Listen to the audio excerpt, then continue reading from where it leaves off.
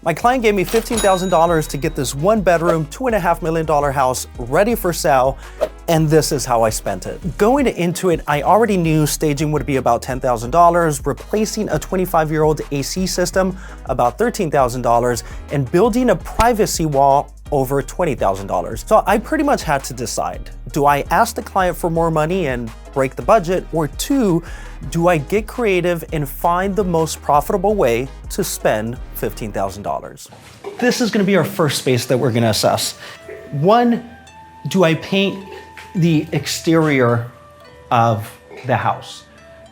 The thing is, to do so, I'm probably looking at around $15,000. The paint is not bad enough. It looks great, but it's also not bad enough to the point that if I invested $15,000, I would get a return on it.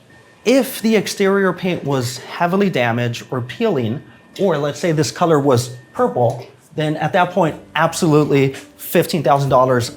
Let's not touch anything else. All we're gonna do is touch the exterior paint because we gotta get this back to some sense of normal. So total cost on the exterior paint, $0, not doing it. I mean, for this specific case, $15,000 just wasn't worth it.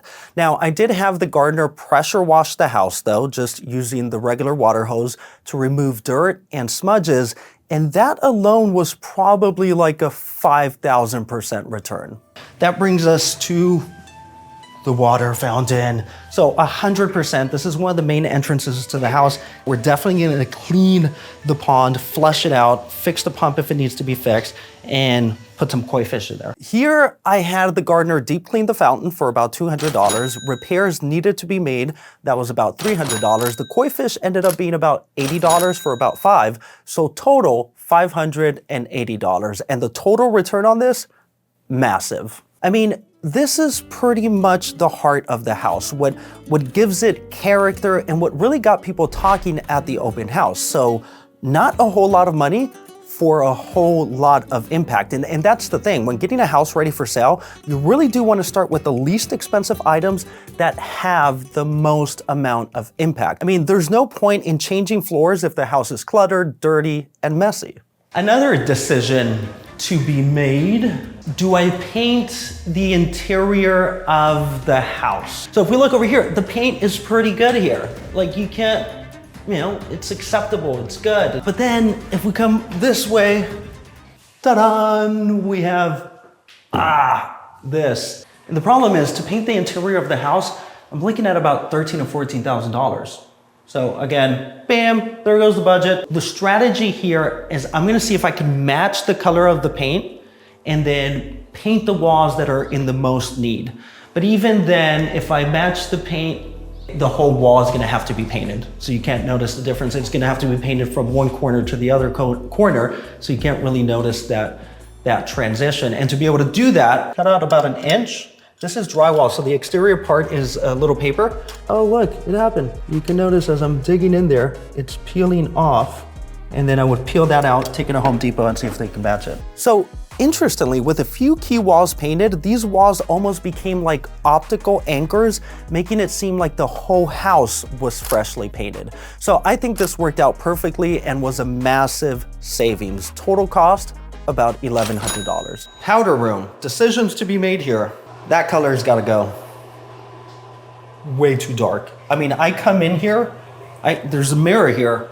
I can't even see my reflection because it's so dark. So that's one thing. The owner replaced all the countertops throughout the house, and I like this. This is nice, it's updated. It goes well with the terracotta floors and the existing, the cabinets here.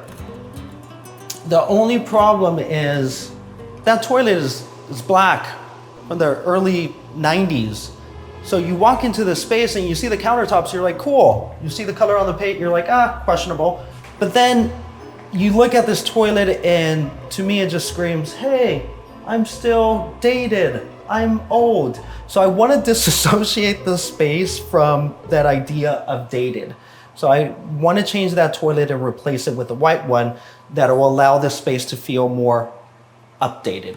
I think painting the powder room really worked out, making it feel more spacious and inviting, and replacing the toilet made the powder room feel more updated, and by association, the rest of the house too.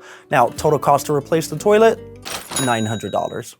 I'm running into the black toilets again.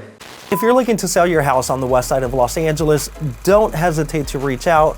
My name is Daniel RANGEL, real estate agent on the west side of Los Angeles. And for a free consultation on buying or selling, you can find my information in the description below.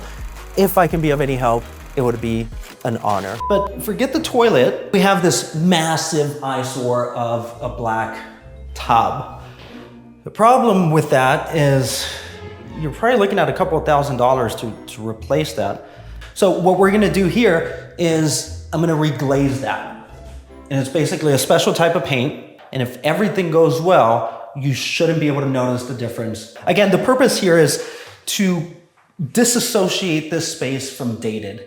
Now, primary bathrooms are a massive return, but I also needed to be very careful to not do too much. I mean, you still want the house to maintain stylistic consistency throughout.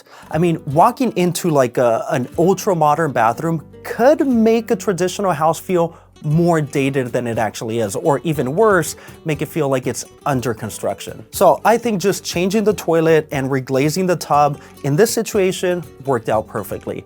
Total cost, $1,500. So at this point, I'm about $4,000 in and about $11,000 to spare. So the big question is, do I spend the rest on staging? Do I replace the AC system, do a small remodel, or ask for more money and build the wall? So first, let's talk about the wall. So this house and the one next door used to be owned by the same person, so there was no dividing wall. Now, my client did plan on building that wall, but he just never got to it. Now, one problem with building the wall now is that it would take time, and we just didn't have that time. But I knew the lack of privacy would be a huge problem. So for about $400, I got this freestanding partition wall to create privacy, highlight the courtyard, and at minimum, give buyers a sense of the potential. Now, return on this, definitely ridiculous. Then there's the small remodel option, but as I mentioned earlier, the problem with this is that remodeling just one small section of the house can actually make the rest of the house feel more outdated than it actually is and negatively affect the price. So that leaves AC condenser or staging. And the result, drum roll please, staging. And yes, while I knew that the buyer's inspector was going to flag the AC system for being at the end of its life, technically it still worked. But even if it didn't work, I would have still chosen the staging. Here's the thing. The ability of a buyer to see the house in its highest aesthetic potential, to interact with it, to sit down on the sofa, feel the ocean breeze, look at the canals, hear the fountain running in the background, that is worth a lot more than a brand new AC condenser. The thing is, like, no one on the MLS is like, boring. Wait a minute, is that a 2026 Goodman AC condenser? Babe, we gotta go take a look at this house now. But then you could say, well, dude, you could have just used like virtual staging, and yes, pictures get people to visit a house, but it's how the house feels and the story buyers tell themselves about what their life would be like living in this house that actually makes them buy. And staging is how we make that story better. So eventually we got 5 offers on this house, and I know for a fact every single one of those buyers sat in different parts of the house, sometimes for hours, before they decided to submit an offer. But anyway, every house is different, and there's no universal template for which repairs will be the most profitable. I mean, in some cases, you do want to paint the whole house. In some, staging is just not worth it, and in others, that AC system better be new. So if you're looking to sell your house on the west side of Los Angeles, don't hesitate to reach out.